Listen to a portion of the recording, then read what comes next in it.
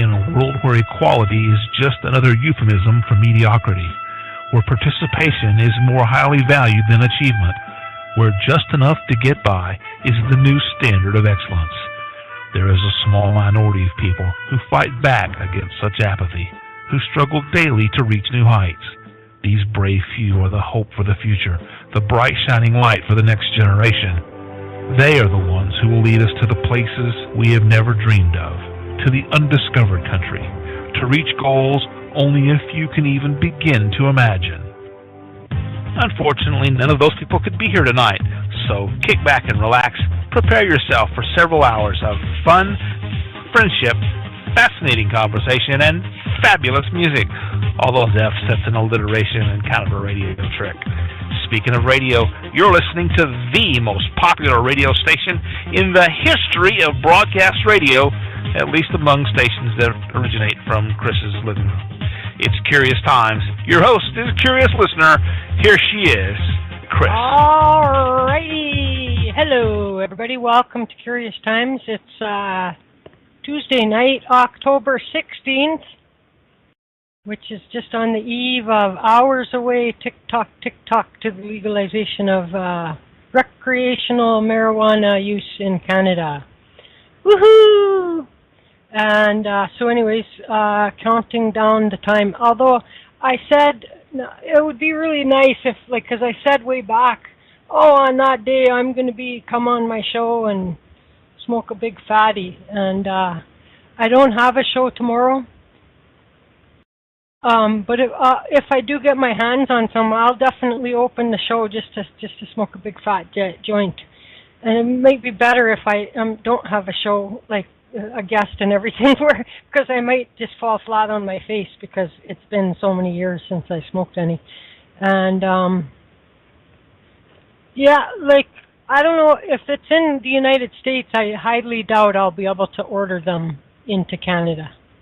You know what I mean, Mary Margaret? So it's just probably not gonna work that way. Oh, it's China. I'm not buying nothing from China. Are you kidding me? Are you kidding me?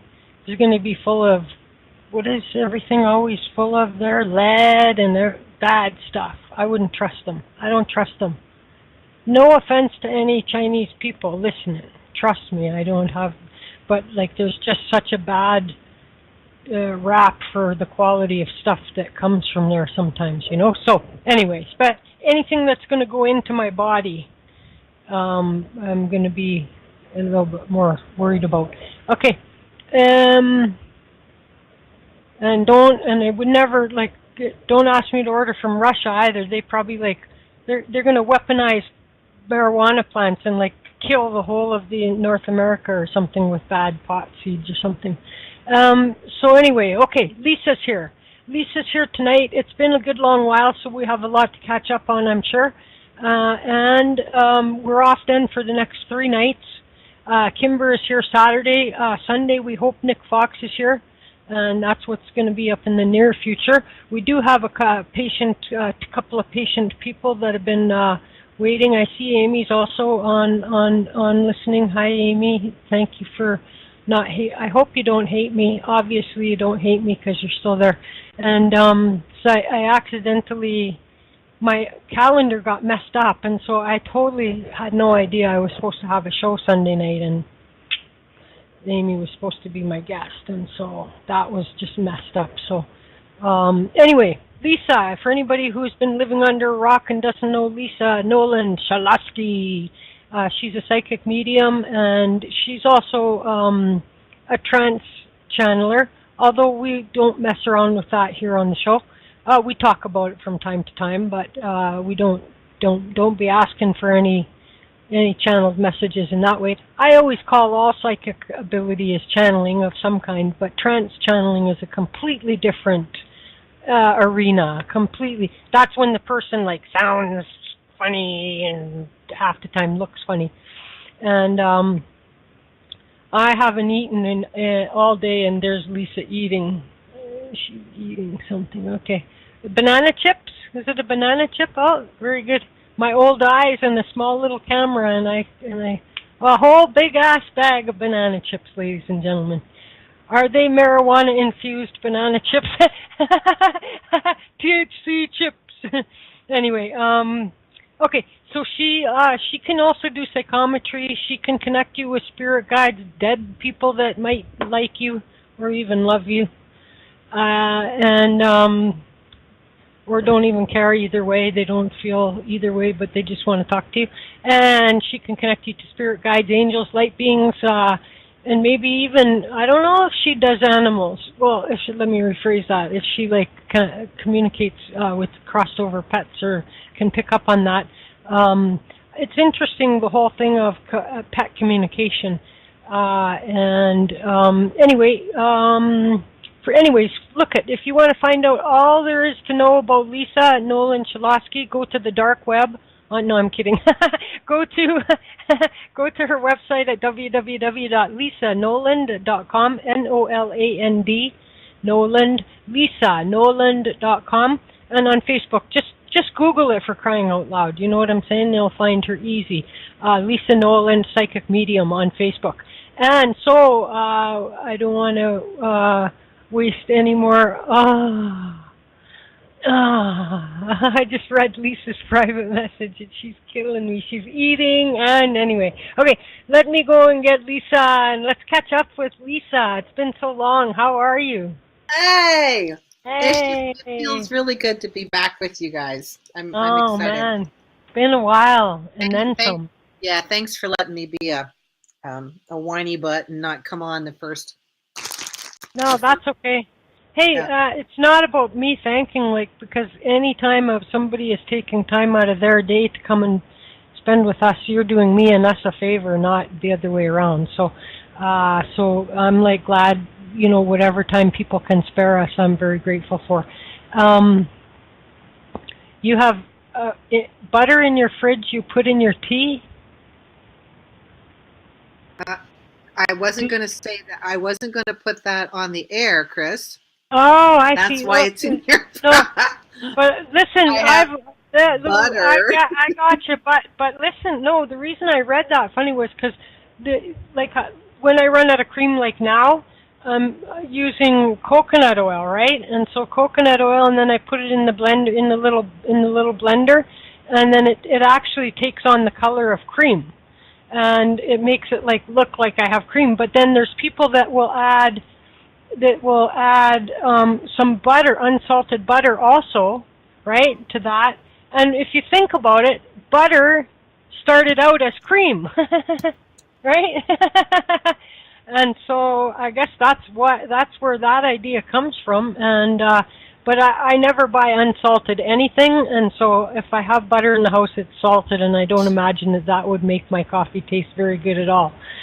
It already tastes crappy because it's bad coffee, number one, and it's with coconut oil, number two, and I'm a cranky coffee crisp because of it.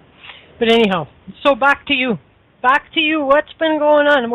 How's your weather? It's been winter here since middle of September. That's crazy to me.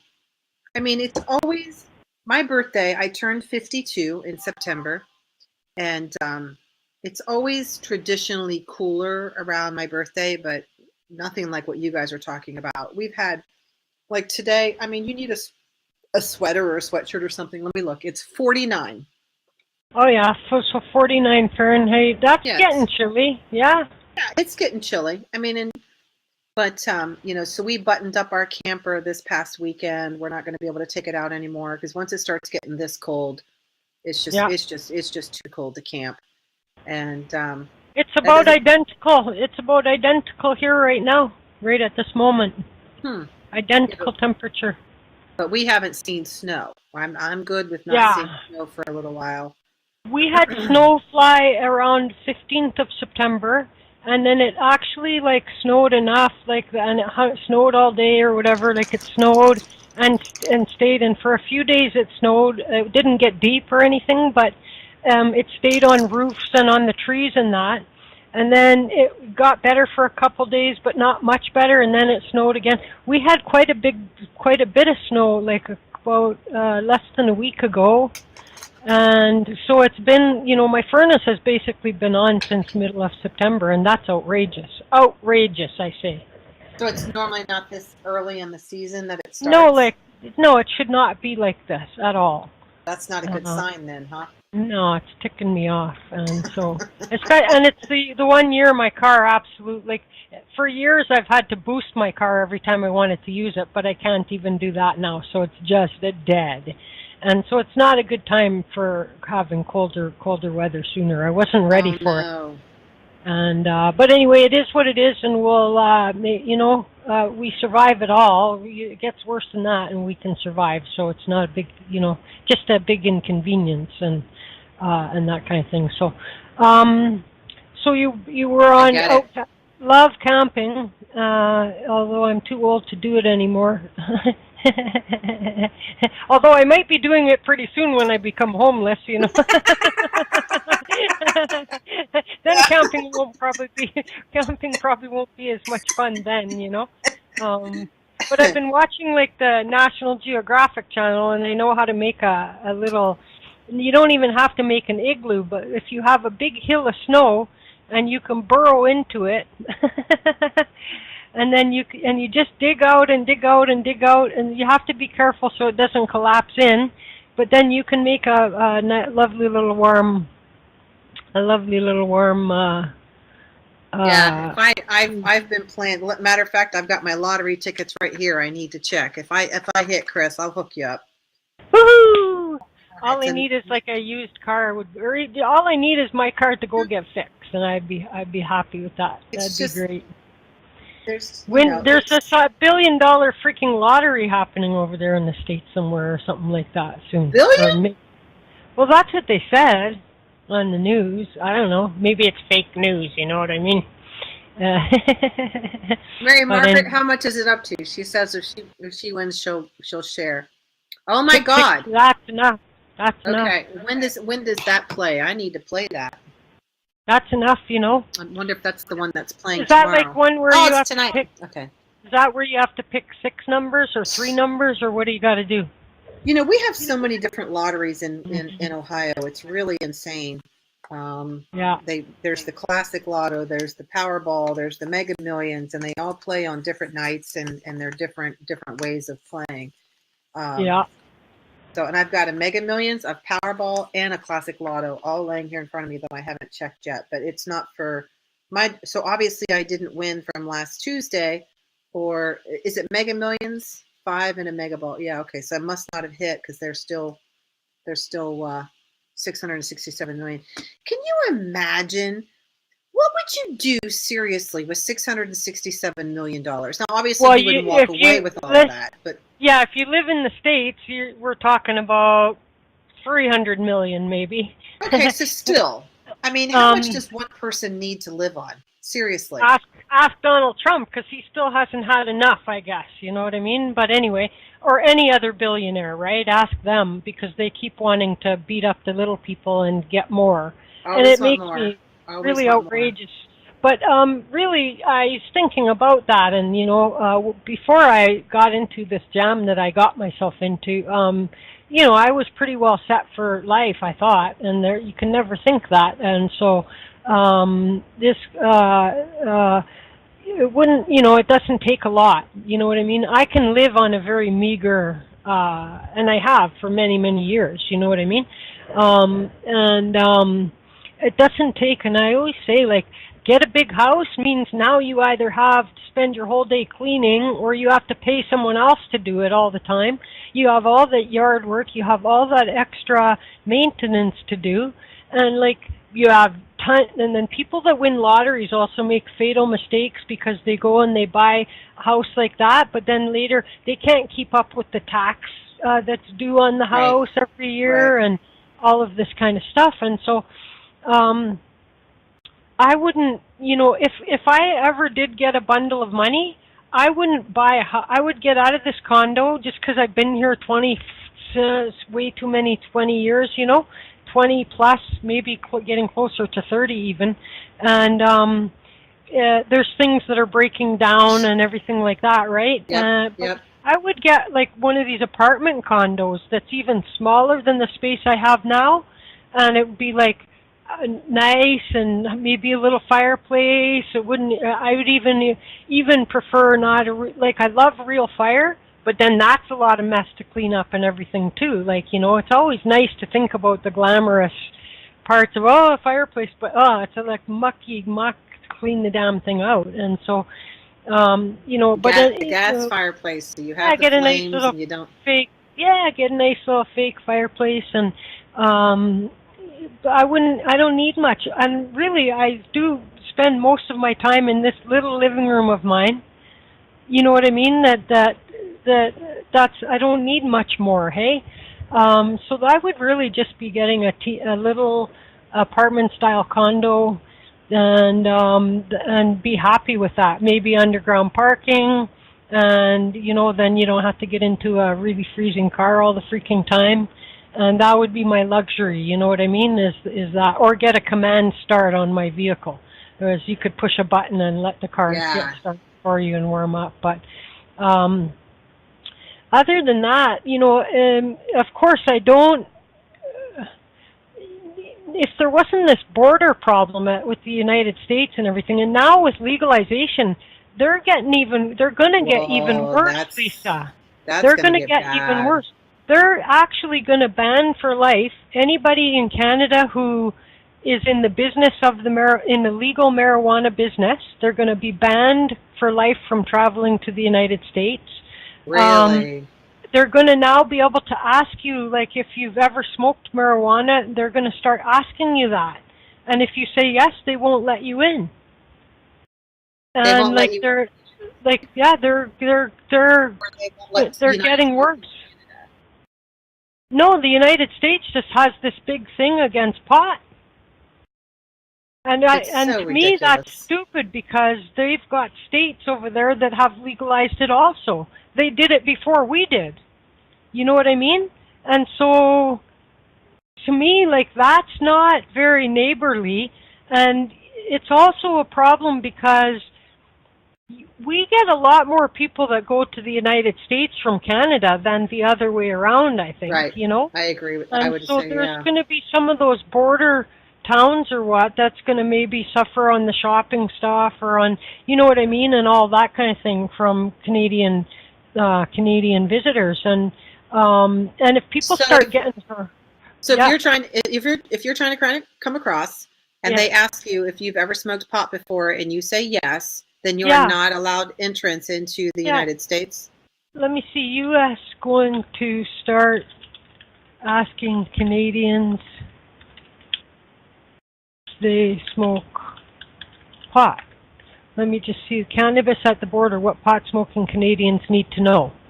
Beginning October to so each day, 400,000 Canadians cross the Canadian-U.S. border. Beginning October 17th, more and more of those travelers could be forced to answer an uncomfortable question posed by wary American customs officers. Have you ever smoked pot?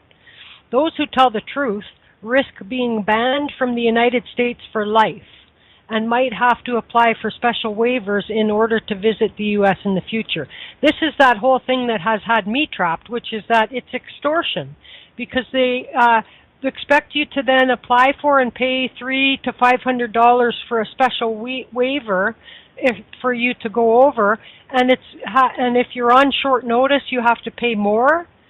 And also you have to renew that every year then if you want to travel another time. And so questions about cannabis use have dogged some Canadian travelers in recent years with mixed results. Thousands of Canadians have been denied entry to the United States, while others have been banned simply for admitting they've smoked a joint once in their lives. The American border guards, a confession is just as good as a conviction. Legal recreational marijuana, what you need to know. Len Saunders is an immigration lawyer practicing in Blaine, Washington, a busy port of entry for British Columbians headed to the United States. He said that while instances of Canadians being denied entry for smoking marijuana were once rare, he estimates he looked at only a few cases per year as recently as 15 years ago. They're much more common now. He said he now manages 1 to 2 cases per week. And naturally, with legal marijuana now just months away, the question could start coming up at the border a lot more often. When Trump talks about building a wall on the southern border, I see a wall on the northern border for Canadians because of marijuana. There's a brick wall going up on the northern border for Canadians if they answer truthfully whether they've smoked marijuana. And this is like, even if it was like 30 years ago when you were in high school, if you're honest and you tell the truth, you're screwed.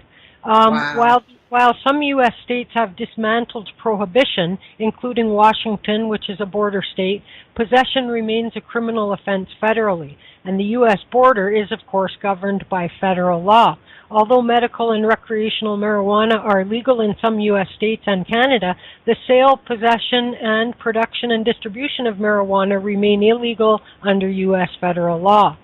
And so consequently, crossing the border with marijuana, of course, I get that. Okay, I'm not going to bring my pot, right? The government of Canada has started warning travelers on its website that the previous use of cannabis or any substance prohibited by U.S. federal laws could mean that you're denied entry into the United States. And on and on and on like that. And so it's already been a problem. And why? But we've got states that are legal. Like, that makes no sense. But federally it's not, and the border is governed by the feds. And so then the point I make, though, is like, here's your guys' president, you know, and I mean, I'm not trying to beat up on Trump. It could be anybody who was the president, okay, who's buddying up and having a love affair with Putin, who's a murderer, with these people in Saudi Arabia that just killed this journalist, and he's buddying up with Kim Jong-un, who's another murderer, right? And he cozies up with them and wants to have business and everything with them. Meanwhile, he calls Canada a national security threat and imposes tariffs because of whatever crazy asshole he's being. And now on top of that, we got the United States government like buddying up with a bunch of murdering bastards, you know what I mean, dictators, and completely treating Canada and Canadians like so badly. And I know it's not what the people of the United States would agree with, you know what I mean? Yeah. But this is not a good thing. Like the trade between Canada and the United States is and has been, you know, huge. And so like to continue to do things to Canadians that, you know, interfere with that, like this is potentially going to cost the United States quite a bit of money, actually. Now, they think that we want to go there so bad that we'll pay your $500 or $600 waiver fee every time. But if I got to add $600 onto my travel plans, guess where I'm going? You know, Mexico or some other place that's a little more friendly to Canadians. You know what I mean? And I'm sure there's a lot of people that cross the border for work too. Well, there's that too, right? This could start to cost people their jobs, you know. And so I just think that there has to be a better way, you know. This will hurt, you know, and who knows for how long, you know, like, I mean, eventually United States is going to get with it, right? And they're going to be legalized across the country and decriminalized or whatever the deal is. And eventually we'll get there. But what happens in the meanwhile to the people that get into the computer system on lifetime bans? You know what I mean? Right. Like, I doubt those will be reversed, right? And so, like, I'm just thinking that there's a huge economic... that's good for Trump, but why doesn't he put some effort into stopping what they're doing then? instead of buddying up to Saudi Arabia murdering people. You know what I mean? That's all I'm saying. It's like if he has the ability to do these things, let him go do them. But he's not. Because anyways, right now it's good to be bad to Canadians. You know what I mean? It's good to be bad to Canadians. And because we're a national security threat, and we've treated you guys so unfairly forever, apparently, from what I hear. You know what I mean? And so, it disturbs me because the amount of trade that goes on a daily basis between Canadians going there, and trust me when I say this to you, more are going over there to shop than are coming over here to shop, okay? And so, what happens to those economies that will be affected that are right on the border there? The day trips, right? The day trips, the quick, I'm jumping across the border trips.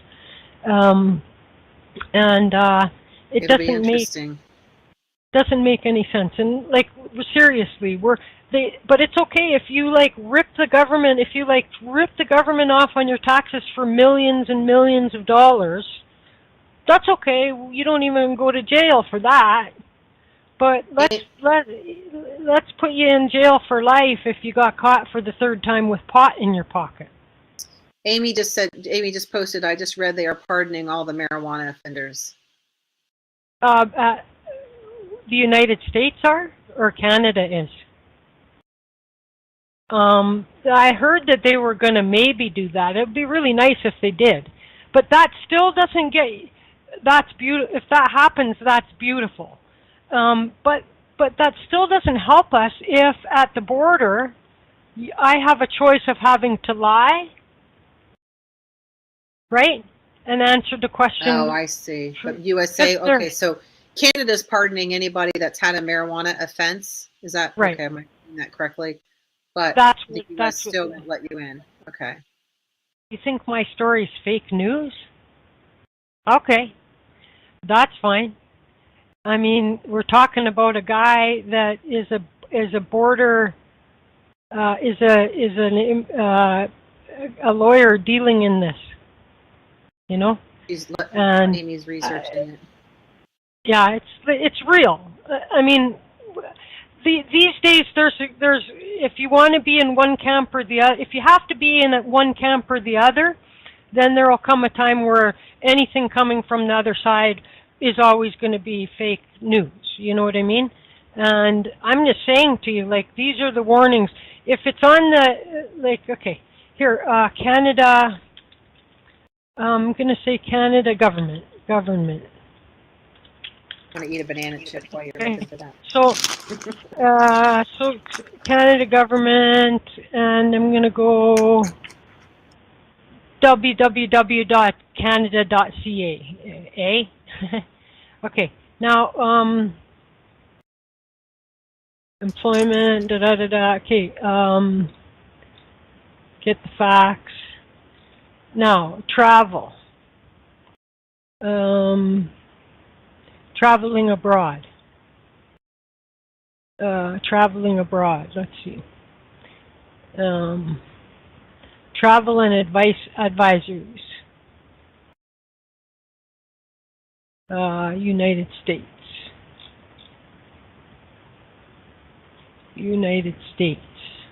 Riveting radio here at Curious Times. United States. Go. Take normal security precautions because they're about to get bombed. No, I'm kidding.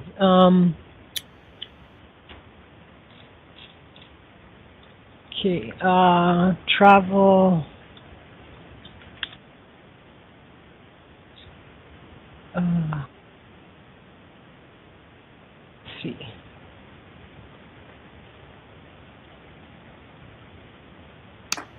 It's not good radio for me to try to research while I'm live on the air like that. I'm going to, no, and Amy I said will. It's legit. You're legit. It is. I found, Chris, you're not looking at chat. I found a whole bunch of articles about it. I guess it is true. It just sounded so absurd because they don't even Right. check at the airport when you go from one in the States. If you go from like Colorado, which is legal, to Illinois, which Because they're stuck with you guys. You're Americans. Like they just don't want the outside of the country riffraff coming in. I mean, it does. You're right. It does sound ridiculous, and it is ridiculous. yeah, no, America has a huge vested interest, and it is bipartisan. Obama was worse on pot than Richard Nixon, actually. And Yet there's a conservative guy that used to be, I don't know if he was a congressman or something. Now he's like CEO of some pot company. Like, it's just like they're a bunch of hypocrites, right? Like, the second that they can make $1 million off of it, they're in favor of it. yeah, but this is a lobby. This is the liquor lobbies, which are, and the pharmaceutical lobbies. They're just dragging their feet. But, you know, America talks about wanting to bring equality, not to hijack the show here, but, you know, America talks about wanting to, level the playing field, and it is much more likely for an African American to do jail time for a simple possession than a white person. Yeah. And That's we really need to stop arresting people for pot, and pardon all the people who have these Right. these minor things, so that these people can get jobs and stuff. Anyway, the end. But no, the story is legit. Like I said, it's even on Fox News, so we know it must be. Oh, oh, you're right. It is fake news. It's on Fox. It's fake. Okay, that's funny. So outlining broad discretion for border agents, U.S. Customs, and Border Protection, said the smoking. Yeah, exactly. You don't want to answer yes. Yeah. But I mean, but you also have somebody first day, new job, like whatever. I'm just saying like that. And once you're in, okay, let me say it to you this way. If they do give us pardons, I will be able to go to the United States, and I'll tell you why. Okay? The way that our sharing of criminal record information works right now is that a search has to be initiated for the United States to get my name. You know what I mean? And so if I were to go travel today while I still have a criminal record, and I pay for the waiver and all of that, I'm now in their system forever. I'm in the American system forever. Right? When my name is erased off of the Canadian criminal record list, United States search my name. If I go travel, they won't find me. And because I haven't traveled while I did have the criminal record, I'm not in their system. If I would have traveled there one time, legally with a waiver and everything like that, right, I would be in their database for the rest of my life. And then I would always have to pay that waiver. And this way, if they do give us pardons in Canada, then I'm scot-free. I will still have to lie to the United States people, though. You know what I mean? If they change the paperwork. Because I think before, the question you had to answer was, were you ever convicted of a crime for which you have not received a pardon? And so if you've gotten a pardon, you can just say no, right? And you're telling the truth. And then you're in. You're fine. But now they might change it to say, were you ever convicted of a drug possession or something like that, right? In which case, I'm back to having to choose to lie, which I don't like to have to do. I don't like to have to do that. You know what I mean? It's kind of, but I would. I would lie my face off to them bastards. I would. But it happened, for you, it happened so many years ago, right? Like it's like 30 years ago or something. 30 some odd years, yeah. It's like, what the hell? It's a WTF, right? You guys who's waiting for a reading, I promise you're going to get your reading, okay? I'm going to tell a really fast story, play a song, and then we're going to take the calls. By 9:05 or by 10 more minutes from now, we should be good to start taking calls. Here's my funny story, Lisa. So, 1986, I got caught with some pot, and it was a setup. It was a bad thing. It was a bad bust. And it was like a minor amount of pot, okay? And so anyways, I got a criminal record. I didn't lie. I went, you know what I mean, and paid my fine and everything like that. The sad thing is that for me to travel to the United States cost me more than my fine cost me. So I continue to be punished, right? So anyway, so here we go. I've always wanted to, I love crime. I love the criminal system and all that. I've always wanted to be on a jury. So a while back, I get a freaking jury duty notice. Now, the sad thing is that you're disqualified if you've ever been convicted of a crime for which you have not received a pardon. Oh, Lord. The funny part of it is that the day I would have had to go for jury duty, to see if I would be selected, it legalized pot on the 17th of October. The day for this jury selection is October 18th. Are you kidding me? The day after pot gets legalized, I'm disqualified because 30 some odd years ago I got caught with some pot. That's so right? ridiculous. So that's sad. But I had to just laugh because it's one day. If it would have been a week, if it would have been a month, or you know what I mean? But it was like the very next day after legalization is the day for jury duty. And damn it all, anyways, I don't get to go. I would have loved to get on a jury. I would love to be on it. Could you imagine me being on a jury? No. I would You'd totally be great. You would totally be great. Well, plus they give you $50 a day, and since I don't have a job, I would force days on days and days of jury deliberation. I'm just kidding. But you'd be tempted if you were a poor person and you can make $50 a day. Plus, they sequester you once deliberations start. So I'd be in a swanky hotel. I'd be like, but except I wouldn't be able to do my show because I would not have internet. I would not have all that. So I would probably be pressuring high pressure. I got to get home by 8 o'clock tonight. I have a radio show to do. You know what I mean? But anyway, so that's my funny story. I'm going to do a song fast, and then looks like we got 1 or 2 calls for you, okay? Okay. All right, so I'm going to go with, I'm just going to scroll and stop. Oh, here, don't it make you feel?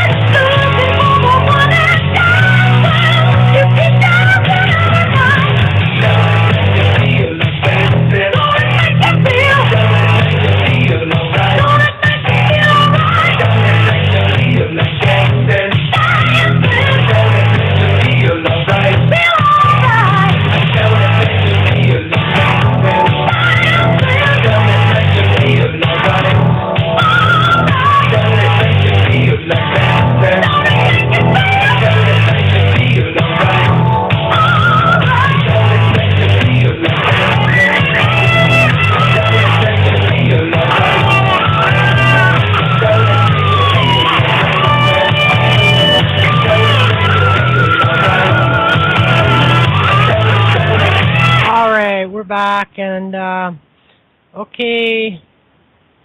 Right on. Okay, Dan. Welcome back. Quick shout out to Elaine, who's been waiting ever since before Lisa got here. You'll be the first one up here. I'm so sorry, and thank you for coming to the show. Diane is there, my fellow Canuckian. And Lisa, of course, is our guest. Marie, how are you? Mary Margaret's here. Michael's back. And Rachel, how are you in Australia?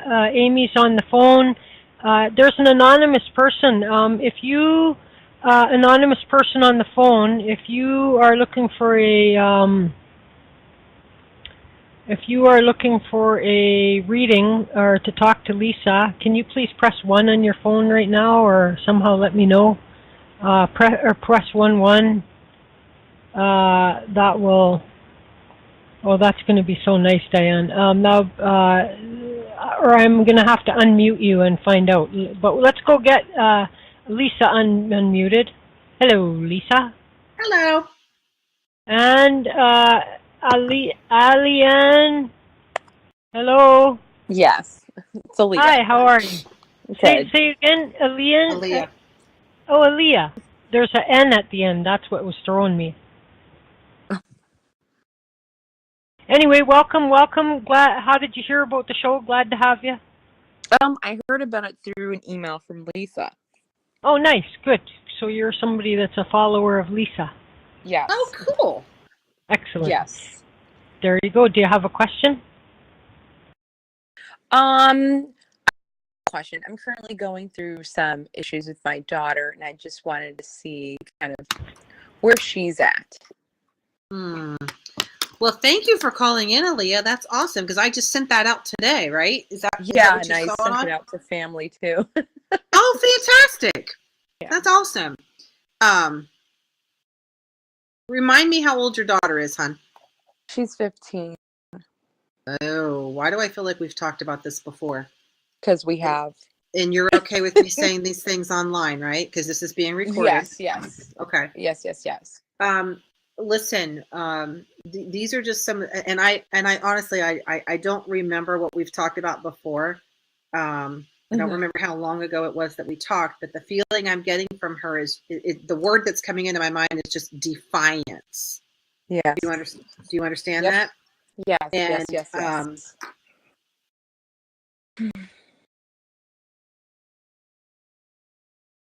I don't feel like this is just how this is coming through to me.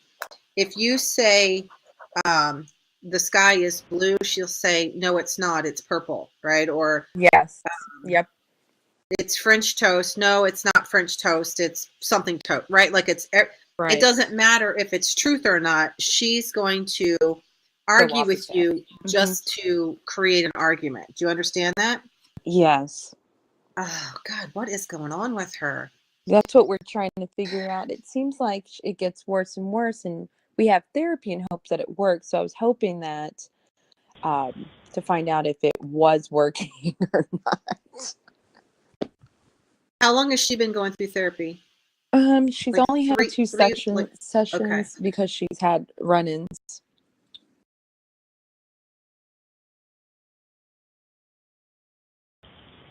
Did she have her first session about 3 months ago, or some kind of event 3 months ago? Some kind of run-in 3 months ago? She had several sessions with other therapists, and then she had the last one just this past Sunday. I don't feel like she's giving them a chance to help her. It's like, as defiant as she is with you guys, she's doing the same thing with them. Do you understand? Yeah. And I don't know what she's doing, but I hate that I'm about to say this, but I feel like she's on her way to juvie. She already left juvie on Thursday, and we fear that she's going to go back. I think there's another tour. I think she's on her way for another. We feel the same. Okay. And as difficult as it is to be witnessing and experiencing this, it's like, so I'm going to use my niece, for example. she has been battling drug addiction for years, and she would go into the system, but it would only be for like 2 weeks, or it would be 3 weeks, or the maximum 30 days. Now she's in for 90 days in a rehab center, and she's finally making headway to where she is calling me and thanking me for calling the police on her, right? Because she's finally at a point where we're making a breakthrough. They are making a breakthrough. And I feel like, and I told my niece when she went in, I felt like she hit rock bottom, and she agreed with me. I don't feel like your daughter has hit rock bottom yet on whatever this is she's doing. And I need to express to you that I don't feel like rock bottom is death. I don't feel like it's anything like that, but it's going to be something that hits her to her core.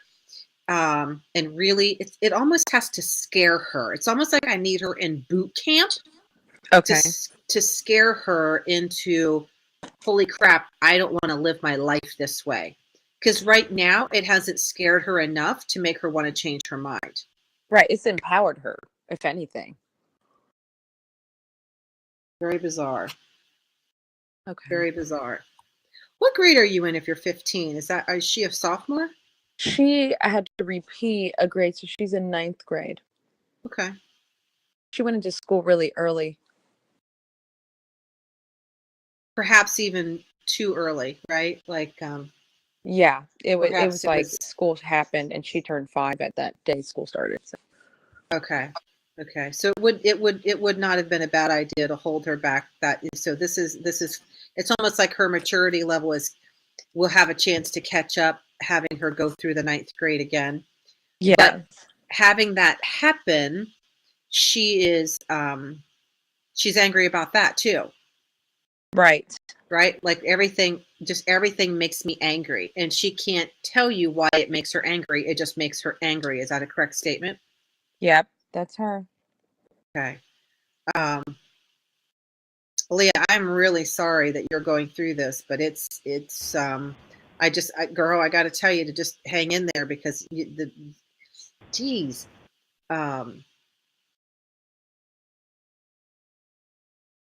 it's like a roller coaster, but it doesn't have an ending to the ride. This is going to go on for a little while. That's how we feel right now. We feel like it's going to go on for a while. I just thought maybe something we did helps. Okay. Let me just put a glimmer of hope in this.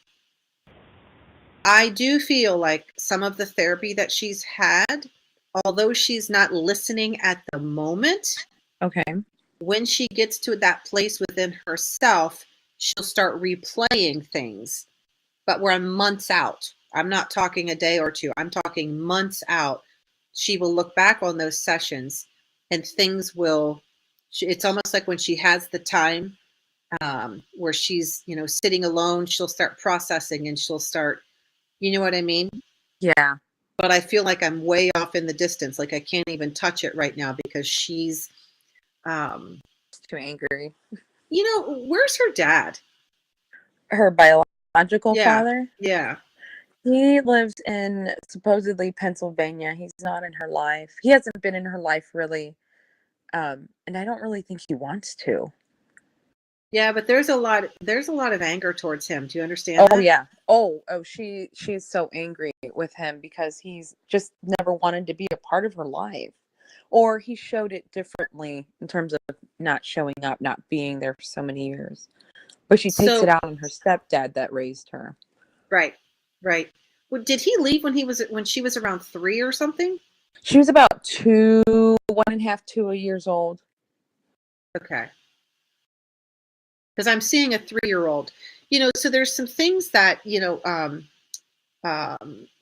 there's some things that you can do, but it's almost like she's not opening to hear it, but you can have them in your back pocket just in case.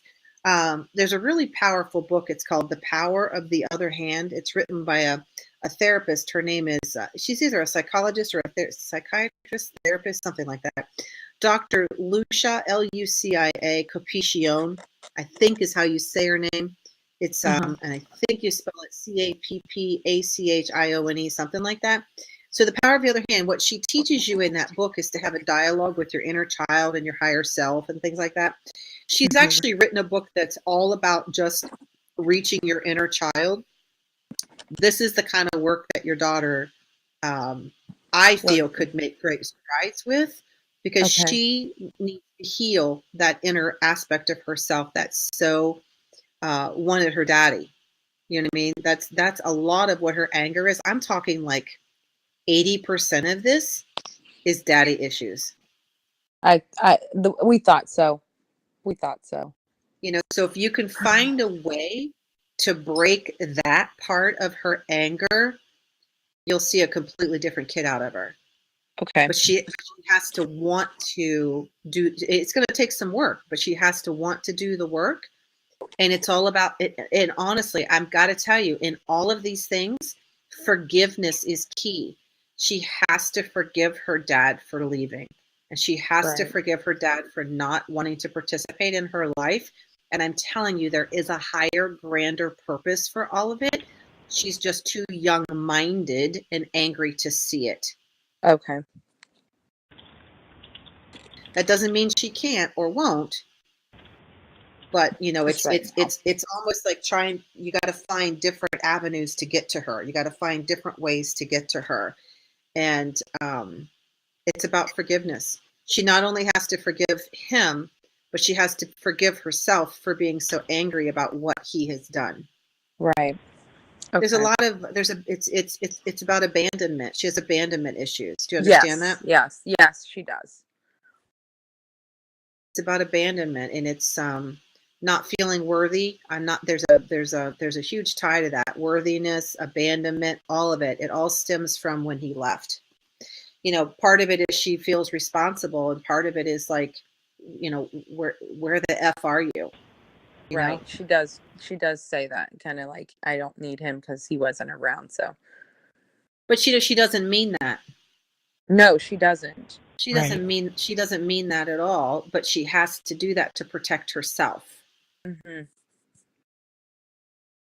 Do consider looking into that Lucia's, some of her books. I was just out on Amazon not too long ago, and I saw that she has a new book just around inner child work. And perhaps if it's something that the two of you do together, like you're looking for your inner child, she's looking for hers, and the two of you are kind of like doing this together, you might find a crack that you're going to be able to, you might be able to find a crack in her and be able to get a hold of her before she goes back into juvie. Okay. I'll try that. Like, I just feel like there's something we're missing. There's something we're missing. And it's just the fact that this young woman has to know how loved she is in the absence of this person. Mm-hmm. But there's some tie she has put so much value, and the fact that since he left, I'm not worthy of being loved or loved, even though she says the opposite. She's saying it because, you know, she just hurts. Correct. Yeah, she does hurt. And we figured, but she's never said that this was the issue. But, you know, we always ask her, why are we punished for what he's done? I mean, I'm sure he loves you. He just doesn't know the way to show it. Yeah, he has his own issues. Yeah, he doesn't, you know, and then it's very interesting. You know what? Are you watching? Or are you just calling in? I can't see. I can. No. Okay, so here's, I'm going to share everybody. I started reading this new book. I don't know if anybody out there has, it's called You Are a Badass: How to Stop Doubting Your Greatness and Start Living an Awesome Life. I've seen that book. Okay. Consider getting that book. Oh, I almost bought it for her when she went to behavioral. She went in for mental to get evaluated. I almost bought that book for her. Okay, it's coming up again. I'm buying it for my niece, and I'm sending it directly to the rehab center. Oh, seriously. That's awesome. That's okay. I'll go get that tomorrow. Yep. consider getting it for her. And it is such an incredible book because it's just, there's no BS. Like there's just no BS in it, and it's not fluff. The lady's just, it's a fantastic book. I think she'll really get with it. I think she'll really enjoy the book if she will allow herself to read the book. Okay. It's weird because there's some aspect of her that this is the dichotomy that she's in. There's some aspect of her that's like, if I forgive my dad, then he gets away with what he's done. So I have to stay mad. Right. She does feel like that. Like he has to be punished. And if she forgives, then no one gets punished. Everybody gets away with it. Nothing's done. But it's not about anybody getting away with it. It's about her setting herself free from it. On it. Right? This has absolutely nothing. If you took him completely out of the equation, this has absolutely nothing to do with him. And it has everything to do with her setting herself free from what has been created. Because at this point, she is just as guilty as he is, because she's holding on to something that it's not hurting him that she's holding on to it. Who's it hurting? Hurting all of us and herself. It's hurting her. It's hurting you guys, but it's really hurting her because she's not allowing herself to receive the love that everyone else wants to give her.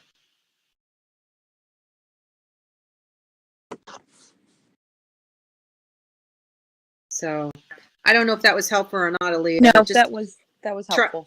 Try looking into that book. Look into some of those books from Lucia and see if there's anything that resonates with you there. Okay. And if you can, have you guys talked about art therapy with her? Yes, we're going through that right now. We're looking at some classes. In fact, my husband had told her that instead of getting angry and sitting around thinking about it, he wanted her to, especially when she gets angry, to take out some clay, because we bought her some clay to start doing and making be more constructive. Yep. Fantastic. So we're doing that. Yep, that's fantastic. Those are excellent things. Fantastic. Okay, yep. And then there are professional art therapists that can work with her from a therapy perspective. Oh. But they have her do art. Yes. Okay. I'll look into that as well. Yes. Yep. Yes. That I think would be a great outlet for her. Okay. That all feels really good. That all feels really good. Okay. What else, honey? Does that help? Yes, that helped. I wanted to know if we were on the right track or not. Yeah. With all of those things, yes. Okay. Absolutely you are. It's just it's like one of these things. It's kind of like a farmer. You've planted your seeds, and now you have to wait for the crop to grow, right? Right. And it's not gonna. It's just not going to happen overnight. And I fear that she's going to have to go through the system one more time. But if we can get some of these things in front of her, and we can start, and I don't know, maybe she'll even listen to what was said tonight about her. She's just, she's an amazing young woman. And she's got so many gifts to share, but she just has to allow herself to forgive, and forgiving him sets herself free. Right. Here's the thing about this kind of stuff. We don't know what he is going through and what karma is playing out for him. So here she thinks because she doesn't see him that he's got this great life and everything's grand. Not. Correct. Correct. And I tell her all the time, he does love you. He just has a different way of showing it. He's going through some stuff, I'm sure. We just don't know.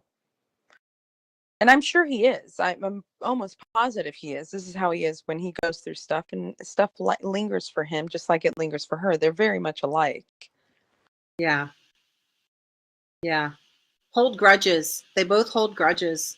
Uh-huh. Mm-hmm. Over the littlest things. They're very much alike. I just wish I just wish she would let go, but it looks like it's going to take some time, and that's okay. We'll do what we can. Just keep loving her, honey. Just keep loving her. Just keep reminding her how loved she is, how, and you're doing these things for her out of the love that you have for her, all those types of things. Because I know the day I called the police on my niece, I said, you know what, I'm doing this because I love you, Kaylee. I'm doing this because I love you.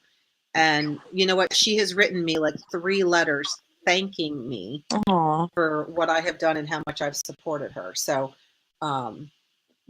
it's so those types of things. You just have to please know and trust that you're doing the right things and you're being guided to the right people. But do consider finding a therapist that actually does art therapy in the therapy session. Okay. I didn't know they had that, and I will look. Yes, they sure do. Okay. All right. I'll they do sure that. do. Thank you. She's actually very a creative young woman. She just needs to find the right outlet. Right. Okay, we'll do that. Yeah. Get it channeled positive. Mm-hmm. Sometimes people like that can be that stubborn, like they'll be the best people, like once they get get on the right direction, you know what I mean? And take that same effort into whatever all they have to do is find a passion, and then they're gone. Yep. You know what I mean? Yep. And they're gone. They're gone, meaning like on the road to success, and then that starts to help them feel better about themselves too. That's what starts to help the self-confidence and all of that other stuff. It just is all compounds with each other. It's like a domino thing. One thing happens, and then and it just is a path to. So it's like you just have to find that thing, whatever that thing is. Once they find it, that's it. It's a whole different person. Yeah, I feel like I agree with that. I feel like once she finds it, she's gonna be hugely successful. Well, that's what we want. So we'll look into that stuff and see what happens. I'm hoping that she'll catch on before we get another round of juvie. Yeah. Yeah. So just let me. I'm here the 1st and 3rd of every month on this show. Oh, I know. I have you down on my calendar. Okay. This is not to say that one shouldn't also, ever feel, the need to have a private, Right. Oh no, we'll have a private one again. Yeah. So that's good. I'm glad you found us. We're here, not every night anymore. We used to be, but if you've joined the website, like the site IntuiTalks.com, feel free to pop in. I always post my links, and if you want to, let me get I'll put my. You can't see chat though, right? I can't see chat on this one because I'm using my phone. Right. So on Lisa's website is going to be a post about this show, and you can even just Facebook. Yeah, Facebook. Yeah, on Facebook. Yeah. What I did, Chris, I sent out a newsletter and I posted about your show. Oh, no, but I always I don't know if you let tagged posts go in, but every time I send out the show notice, live at 10 p.m., you get tagged in it. So I don't know if it ever winds up on your page or not. But you might have to check your settings and either allow tagging or you have to manually approve it, which in most cases it'll be too late by the time you get to it, Okay. But anyway, look up Chris Times on Facebook. Chris Times. Okay. Okay. And then if you, or else Curious Times Radio. And notices are always posted there 10, 15, 20 minutes before the show, and we have different guests. And there's some decent people in the chat room to have some fun with too. And a lot of times they chat back and forth about whatever other things, cooking recipes, because I'm boring as hell. You know what I'm saying? So they get I think they come to the show and then turn their volume off, and then they just like chat with their buddies. And it's, I don't know what they do, but anyway, you can feel free to pop in anytime, is what I'm saying. Thank you for calling. Thank you. Thank you. Yeah, Good luck thanks, with Aaliyah. that. Good luck. Thank you. All right, take care. And I'm just gonna check. I have oh, there's Jay. Hi, Jay. Hey, Chris, how's it going? It's going. I didn't like winter hitting in the middle of September too much. That was just so weird because I keep telling people what was happening around that time. We had like so many hurricanes in the East Coast, and we had some typhoons and hurricanes on the West Coast, and it just brought the jet stream down and all that cold weather we had in September. So it's really been very interesting weather. Yeah. We usually don't get snow, you know. We've been here for a long time. We don't get snow till late October usually. Yeah. Well, yeah, exactly. And I really resent it when I have to have my furnace on in the middle of September. I resent that very much. Yeah, for sure. Me too. So anyway. Hey, Jay. Hey, Lisa, how's it going? Good. Is your name spelled different, like Jae or something? No, Jay. Is it? Yep. Huh. For some reason, it felt like it was different. So what's happening? How can I help you tonight? Yeah, just some emotions coming up with my mother mostly, because doing the grief stuff this fall has been turning up some things that I got to deal with. So, in regards to that, it's been a very interesting emotional thing. So my question is, how better can I communicate with my mother or my deceased best friend? Okay. I got to tell you, it's in quieting the mind that you're going to be able to hear them the best. You know what I mean? So if you allow yourself to do meditations or even communicating through dream time. Now, dream time is huge, and it's super easy for them to communicate in that way. But if you're not someone who remembers your dreams, then you have to train yourself to be able to remember your dreams. So being able to call on them in that conscious waking state and to ask for signs, you simply have to establish what you need those signs to be. Sitting quietly and simply asking them, I really need your help. Can you show me how you will appear? And literally just going with the first thing that pops in your mind. Oh, you're going to be a butterfly. Oh, you're going to be a flag. Oh, you're going to be the number 22, those kinds of things. Don't discount any one of those things that comes to your mind, and then start watching for those signs to appear, right? It's really easy for them to communicate through electronics, like through a radio, music, words. You see a billboard and all of a sudden it just strikes a chord and you're like, oh wow, there's that, or you there's so many ways. It's crazy on how they can communicate with us, but we as the grieving don't allow ourselves to believe that that could be a message or a sign from them. Okay. Okay. So yep. It's So let me just ask her. This is really random. Did you just buy yourself a new baseball cap or some kind of cap or hat? Yeah, I did. Okay, so she was shopping with you. She shopped. You know what it was? I went to Chris. Hey, Chris. I went to a vegan vegetarian thing at Ritchie Hall. It's a place where they had this like conference, but it was like a vendors and things on vegetarianism and veganism, and there was a cap there, and it says compassionate as F asterisk you right on. Oh, that's awesome. Oh, that's awesome. I'll wear it one of these days. I like that. I like that. Okay, right? So she was with you when you were there at that event, and she knows you've gotten this cap, right? So Okay.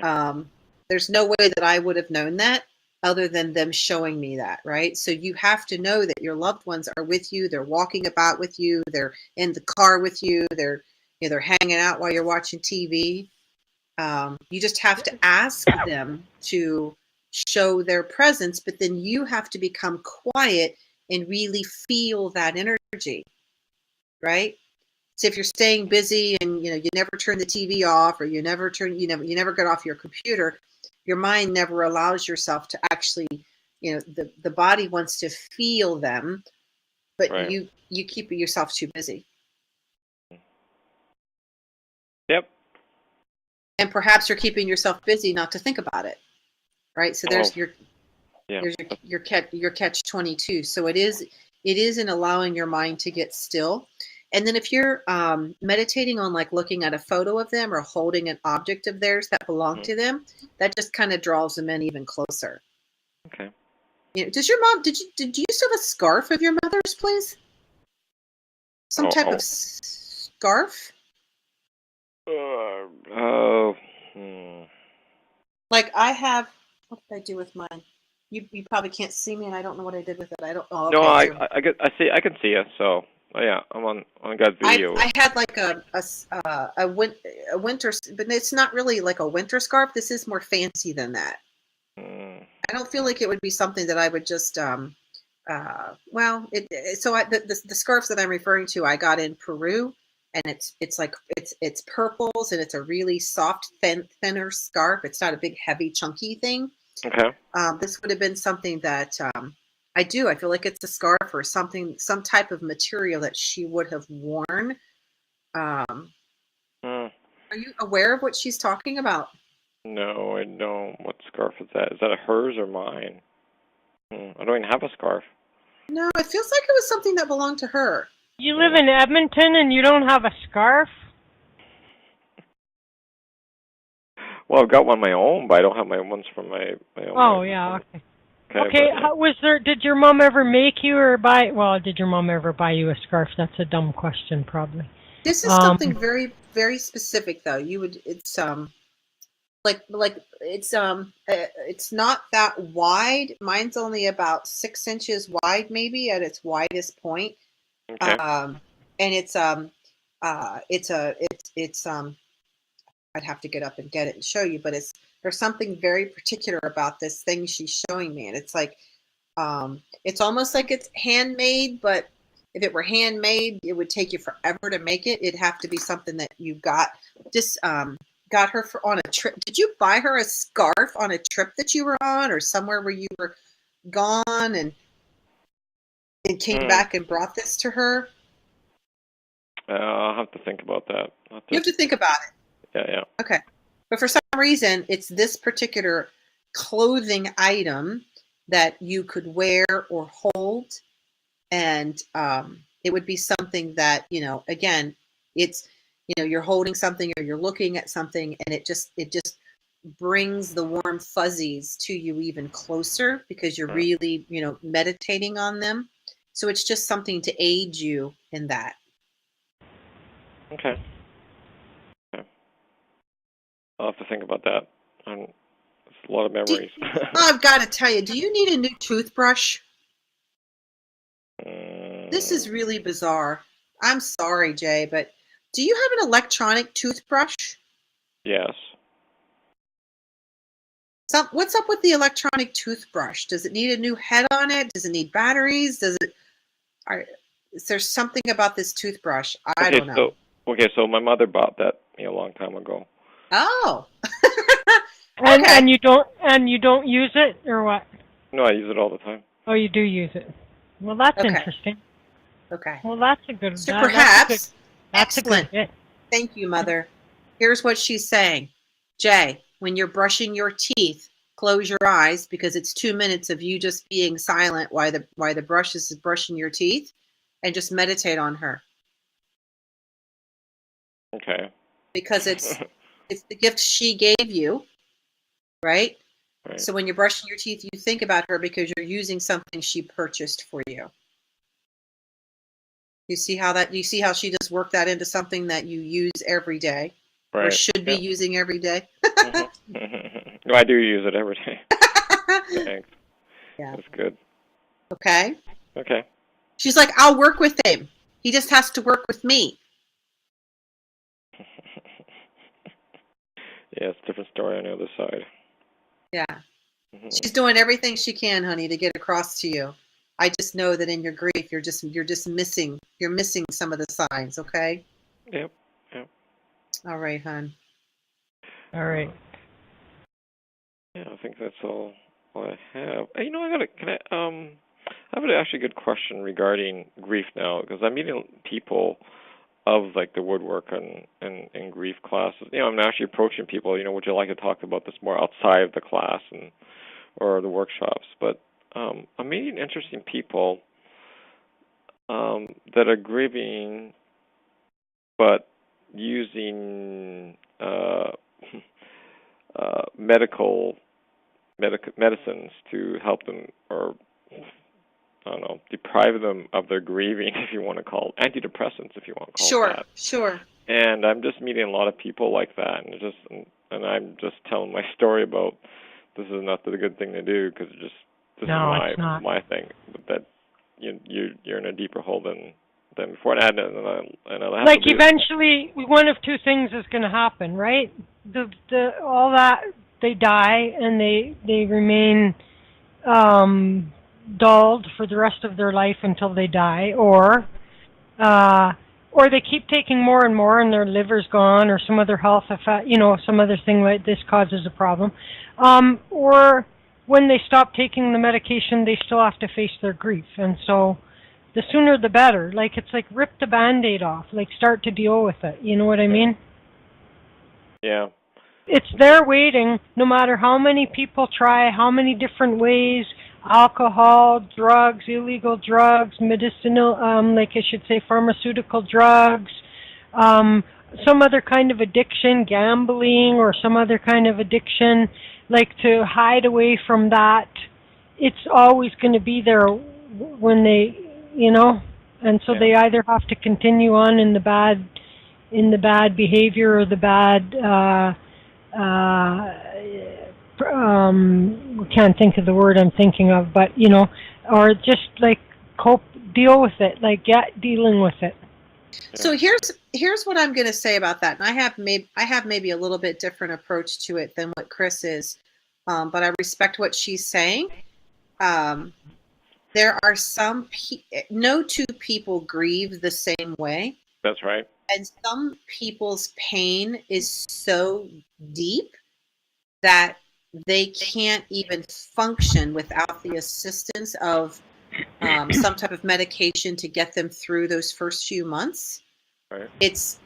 But it becomes a problem if there's a dependency on that to carry the happiness, right? So for me, I went, and grief isn't just about losing someone through a transition process. It's about the death of a marriage. It's the death of a job. Right. And I know for me, when I was going through my divorce, I was in so much pain emotionally that I needed the assistance, not only through antidepressant, but I also needed an anti-anxiety. And I used them for a couple of years until I realized, okay, I'm through this. I don't need this anymore. And then I began the process of moving out the other side of it. Not everyone has a spiritual base or a spiritual network like you have to talk to and perhaps that's where you're going to come in and you're going to say, have you ever thought about, or there are other ways, or maybe you'll even through this whole process start your own group and helping people find different ways to grieve without the need for being medicated. Right. Okay. So basically, okay. Can I just tell you something real quick? I feel like this is your mother saying this to me. Please refrain from judging what people need to grieve or how they're grieving. Judging. Please refrain from judging their need for something to help them get through that grief process. because you don't know where they are in that process or what has got them to that point. And I agree. I just want to clarify what I'm saying is for the people that are doing that to escape it. Yes. Entirely, No, there's no escape from it. there's no escape from it. You're going to have to face So it it's just going to compound the problem and give them additional problems to have. So that's, I totally agree 100%. Everybody agrees. Nobody's on the same timeline. The grief process is such that you have those stages to get through, and just because you got through stage 3 doesn't mean you're not going to go back to stage 1 for a bit and then jump to stage 5 and back to 3 and all over the map. You know, all I'm trying to say is that there are those people who feel that they can dodge the bullet, so to speak, and they can't. And it's a no-win situation if their intention is to avoid the grief entirely by engaging in poor behaviors or medicinal things, you know, to keep dulled to it. And so no, I totally agree. Everybody, you know, and if I get somebody that's calling me 10 years later and they're no better off than they were the day after that their husband died or whatever it was, then that's a problem. Yeah. You know what I mean? And I try to say to those people, like, you're really not, because the reasons why people hang on are varied, right? Sometimes they feel like such tremendous guilt that they would go on and have a happy day. That's not what their loved one wants. Their loved one wants them to, can you imagine if I died and like I had people that were keeping themselves in a miserable state because they don't want to betray the love they had for me or something? Like to show me, to make me happy will be to go and flourish, to continue on, to have good time. I don't want to see my friends in life suffer. Why would I want to see them suffer because I'm gone? You know what I mean? And so there is no timeline, but when I see somebody that's like that far down the road and they're just still like on day 1, there's a problem, you know what I mean? And I tried all kinds of different ways to, like, I tried to ask them, like, what if it was you that went and your husband was still here? Would you want them to be living the kind of life that you're living and have lived for all these years, or would you want them to be trying to, have as much happiness in their life? Because there's always other family, like, it doesn't do your loved one any good for you to, it's like these people that have these, like Amy used to say, is like grieving is like an Olympic sport. Who can grieve the best and the worst and the longest and the wailers and who can do that the best? Is like, or else you ever see people and then they suddenly they laughed at something and now they're like, oh, it's like, no, don't, you know what I mean? Like, you cannot keep yourself in a state of depression and misery thinking that you're honoring the person. Jay, have you ever seen this book? On grief and grieving? On grief, Elizabeth Kubler-Ross. Okay. It's a fantastic book. So there might be some really good nuggets of gold in here on helping people and helping yourself. Okay. And then there's another really great book that I have. I don't have it at my fingertips. Okay. Or a title. Oh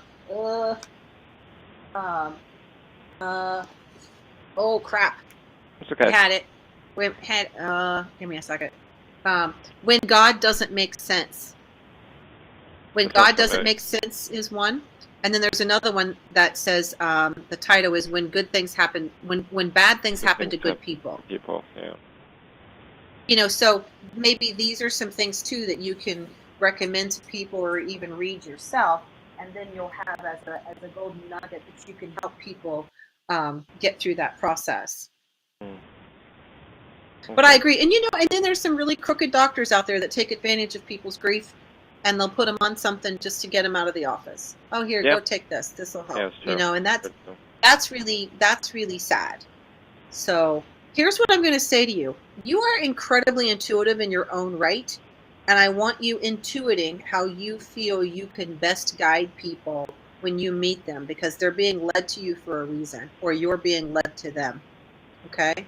So just start practicing that and just ask your mom for guidance. Mom, how can I help them? How can I help them? What can I do? Yeah, it's you're right about that. Last week or a couple of weeks ago, I go for yoga for grief, and the teacher was late, and I was talking to the person who was in my class, because there's not very many people that talk in the class except for myself and maybe another person. But and I was talking to this person, and we talked about how who passed. We just got talking. I just started bringing up the conversation, and we just started talking about how our mothers passed away, and our mothers passed away from the same thing. Wow. And the same medicine, right? SSRIs, and about almost the same amount of time when they were first diagnosed and when they were passed on. Wow. Person was 22 months, and my mom's was about 14 or so. So yeah. Isn't that amazing, right? So yeah. There's a commonality, and then there's a way to help each other in that engagement. So that's fantastic. Yeah. Thanks. And the situation we were talking about, family dynamics, and that was very interesting. So talking to another person about that. Yeah. It was quite emotional last week because it was about memories and talking about our loved ones. So okay. Yeah. Okay. Yeah. I could just a big sigh on that one. She just has a big sigh, but it's good, right? Because it's like every day you're doing a little bit better than the day before, and that's what I always tell people. It's just baby steps, man. But as long as you're making some type of forward progress every single day. Yeah. So true. That's so true. Okay. Yeah. Can I ask you a question, Lisa, regarding quickly, because I think there's one or two more waiting. So okay, so go ahead. This is a 2-minute question, basically. Is that how come people always answer the same way when you say someone has passed on? They say sorry for your loss, and now I have a different perspective of it. And why is that? Is it because we just kind of group everybody into everybody in society say everyone just dies and just moves on, or just people don't know what to say? I think that's probably what it is. But people don't know what to say. Yeah. And sometimes, and when I say it, I am sorry to hear about it. I am very sorry that a friend of mine or someone that I know is having to be hurt that way. And I don't know what else to say. I mean, if I knew the person, then I might say, they said this about you, or they were great, and they remember that time when, or I have a great memory of a time that they did this very awesome thing for me, or I can share some kind of a, piece of information with that person that, that they're, especially if I don't know them directly, but I knew the person that died, how they touched many lives, or leave them with some idea that they're, that there's goodwill out there for their loved one. But this is we've talked about this on the show so many times, Jay, before, which is sometimes people what are people if they don't say something, then somebody criticizes them because they're avoiding me because and then if they do say this I'm sorry thing, then people get all offended that they've said that, and what are we supposed to say? That's the whole problem with it. I understand what you're saying. Here's how I handle it is I take it from the intent in which it's being given. You know what I mean? So if I feel that the person that's saying that is coming from their heart to me, and they, then I accept that at face value. You know what I mean? And I appreciate that. Because what their intent is to say something comforting or say something, you know what I mean? They're also hurting in that moment for me. And I can find no fault with that, right? So I don't know what would you rather, because you can speak for yourself, what would you rather those people say to you rather than sorry for your loss? Well, I don't know. I can't imagine how you're feeling right now. Yeah. Right. Yeah, because it's like Lisa brought it up before. It's like it's the uniqueness of grief. So Mm-hmm. Yeah. But if you look at what was the person's intent in saying that to me, then you will, I think, look at it. I hope you would. I think you're a sensitive enough guy that you would take into account. If it's some acquaintance, then yeah, that's probably just being said as a patronizing thing. And that's different than if it's somebody. I've caught myself saying it, and I like.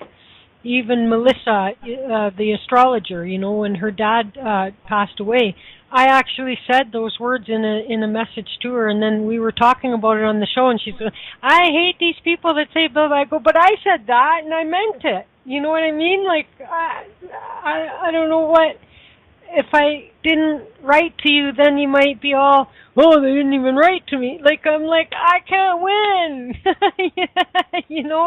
And so it's a struggle.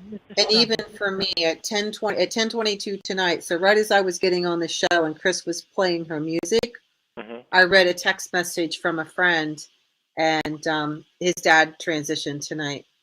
And my message back to him is, oh, David, I am so sorry to hear this, truly. I just, it's just, I have fond memories of your dad and our time together, and please keep us posted on arrangements. Right. So that's perfect, I think. It's because I do have incredibly fond memories of him, and he's who I went crystal hunting with, right? He took us crystal hunting out in Arkansas, and so it is just again, it's your mother, she was such a sweet woman. She's like, honey, don't judge them. She just keeps saying this to me. Tell him not to judge them because they're doing the best they know how to do in that moment.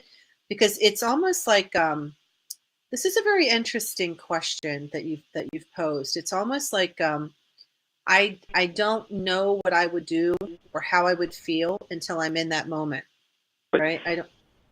Yeah, I'm thinking what it is. I just was thinking about this is that I think really grief, you talk about uniqueness, is that it brings up something that we are really individuals with our uniqueness and our experiences. But when we say I'm sorry for your loss, it's almost like for the masses we have a certain way of behaving and things like that, and talking and things like that. Yeah. And it really actually brings out our uniqueness, our unique experience. Okay. So here's your mom is on this, man. She is on it. Jay, it's your job to change the world and how we see grief. So start writing about it. Well, I know about that. Well, there you go. Now you got homework. I know. I got more homework.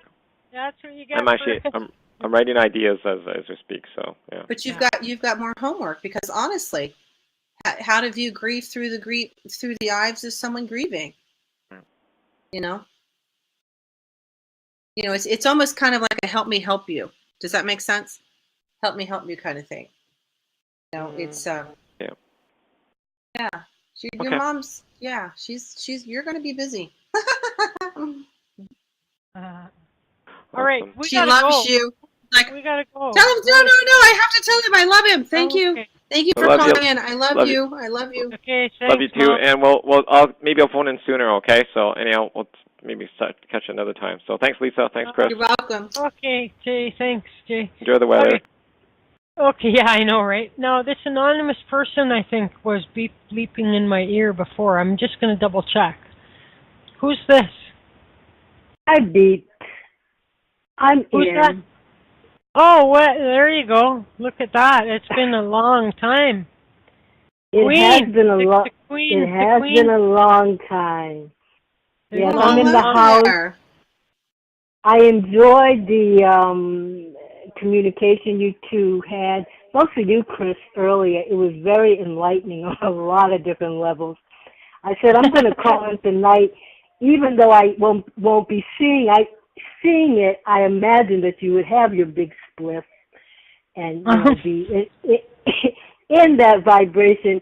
And then, Lisa, I felt your vibration so strong tonight. I saw your, earlier, I saw your, what you had passed around in an email. And I said, I want to connect with her. I want to let her know that I'm writing and that her energy throughout the years has been a impactful push for me moving and finally getting the momentum of being a writer and really feeling the joy that comes with writing. You've been talking about books all evening as well. So I just wanted you to know that. Oh, that's fantastic. Yes. And how are you? I'm doing really well. Like really well. Yeah. It's just, my husband and I, we've just had some amazing adventures together over the past few weeks. And, I didn't get a chance to mention this earlier, but my husband and I went zip lining. Oh, nice. My first, so when I came, I was gone for 3.5 weeks. And when I came back, the first thing we did is we went camping for 3 days together and just really immersed ourselves in having been separate and really brought ourselves back together. And he's like, let's do something really crazy and fun. And let's go zip lining. Okay. So there's a place in Hocking Hills in Ohio that has a zip line where you can do 11 different zips. So 11 different stretches, and it's shorter distances. And then by the end of it, it's a really super long, really, really long one. And the first one, freaking terrified. I mean, we're up on the top of this tower and I'm like, are you freaking kidding me? Once I do this first zip, there's no turn. You can't turn back. You have to like drag yourself back the zip and climb down the ladder to be done, right? Like you either go, when you do the first one, you either keep going or you pull yourself back the line and you descend down the stairs. So I do my first zip and my husband took a picture of myself and I have this absolute terrified look on my face. I mean, I was so scared. And I'm just like, okay, I can do this. I can do this. And Patrick's like, are you all right? I'm like, yes, I can do this. I can do this. I can do this. Right. We do the second zip. And I'm just like, oh my freaking God, I can't believe I'm doing this. I was absolutely terrified. We get to the second platform and I'm getting ready to go to the third. And I turn and I look at the guy who's our guide and I said, you're going to have to push me.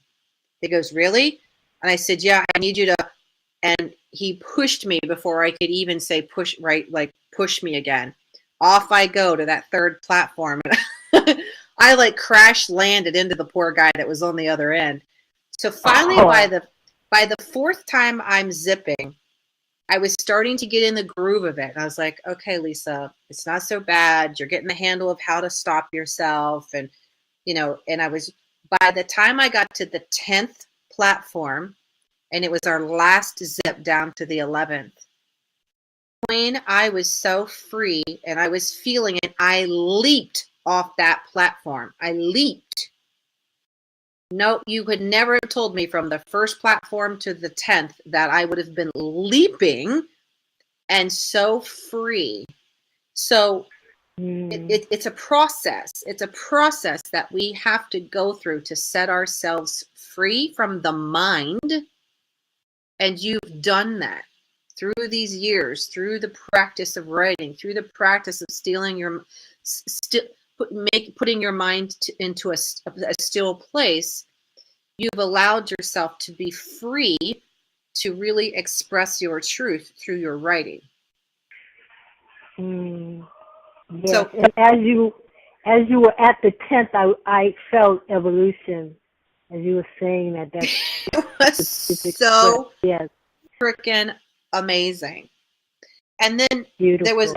there was a final zip. You had, because we did the one, you could pay an additional, I think it was like $20 or $30 to do this one zip, with just one zip, but you did it on your belly, right? Like they put you in this apparatus and you hung, the thing that hung you to the line was off your back. And you're laying on your belly, and they said you could put your arms straight out and you could fly like a bird. And it was one of the most exhilarating, incredibly awesome things I've ever done. But that was after we had done, we got to the 11th platform, and then we paid our fee, and we went back out and did the bird flight. And I got to tell you, it's just, setting yourself free from the constraints of what you think other people want from you. But it's all about you. It's all about setting yourself free. And I can't stress this enough, that is what I feel for you and from you, is that you're liberated. You've been untethered. I accept. I am free Yeah. to be me. And I love it. I could see you flying on your with your arms out and just enjoying the view. I was with you on that last. Oh my gosh. Journey. It was so Beautiful. amazing. And I got to a point where I put my arms straight back. I don't know if you guys can really see me, but I put my arms. So imagine me laying on my belly with my arms straight back like this. I was flying. I mean, I got in 10 seconds before my husband did on his line, because we got launched at the same time. And I was laughing so hard when I came in at my landing. There were some people that we made friends with while we were zipping, and they did it too. They stayed behind just to watch us come in. And everyone on that platform, I could not stop giggling. And the guys that brought us in and the guys that took us off our hooks and everything, I giggled for like 10 minutes. It was and it was like this Buddha laugh. Like it was like just this giggle from the pit of my soul was just pure joy. Like it was just pure joy. And it was just so much fun. But I don't know why I have to tell you these stories, but that's what I feel when I talk to you. It's just that essence of pure joy is coming out of you. And it's beautiful. It's incredibly beautiful. I'm glad you had a chance to share your flight into, as you said, your arms were back. I said, it's like being shot out of a cannon. That Yes! was the feeling I thought, yes. It was amazing. Beautiful. It's beautiful. And I wanted to connect with you, and here we are. And I will come again. I'm about to fall asleep. So I thank you for your words. I thank you for being there. You too, Chris. Yeah, no problem. And, Queen, it's always wonderful to hear from you, hon. Always. Oh, thank you. And namaste. And, when you puff on that fatty, think of me. First, I got to get my hands on some. I don't think I'm going to be able to celebrate tomorrow the way I'd like to, but anyway, I'll be happy that the law is gone, and happy days are here again. There's a picture of me like way up in the treetops. Hang on, let me get a better. I gotta change. Oh, right on. Good for you. Sweet. I'm gonna show you something real quick. Oh, cancel. Okay. I'm gonna see if I can find the one of my husband. The last zip that we did was just absolutely. Okay, I think this is it. Hang on a second. Okay, I'm gonna turn this. Okay, you aren't gonna be able to hear it. But this is my husband. We can hear it. Oh, not quite. All right, see ya. Right on. Wow. I think I could zip line, but I don't think I could bungee jump. That was the no, I couldn't bungee jump. I didn't think I was going to be able to zip line either. I was just absolutely terrified. But then that's the one I jumped off the platform on. I'm like, I am going for it, and I just jumped. Yeah. It was so fun. That's awesome. Anyway, that's awesome. Lisa, good job. Lisa, I am to tell you that you are supposed to be singing. Whether you think you have a beautiful voice or not, it's coming forward in tones, healing tones that you will sing not only for yourself, but those that you work with. I'm out of here. Y'all have a beautiful right. life. We love you, Queen. Thank you. Hey, Queen. Take care. The Queen has left the building, and it's bedtime for the Queen. So, all right, we're a little bit over, and so thank you. It's been so nice to catch up with you again, Lisa, and we will see you again in November the 6th, November 6th. That's voting day here. That's voting day. So. Are you going to be okay, or are you going to get out and vote early? Yeah, I vote all early. Right. Yeah. All right. I have to quickly somehow. Oh, there it is. Okay. So www.lisanoland.com. Check out Lisa's website. Find her on Facebook. You all know how to use Google for already by now. And so we'll see you in November. Thank you so much. Happy Halloween, Lisa. Bye. All right. Take care, everybody. We're going to be back Saturday. Unless if I get my hands on a big fatty for tomorrow, I'll turn the show on quick, and maybe we'll just have a music show and a Chris Gets High show, and but we won't like record it. And so okay, we're out of here. Peace out. Thanks, guys. 3, 2, 1. See you guys.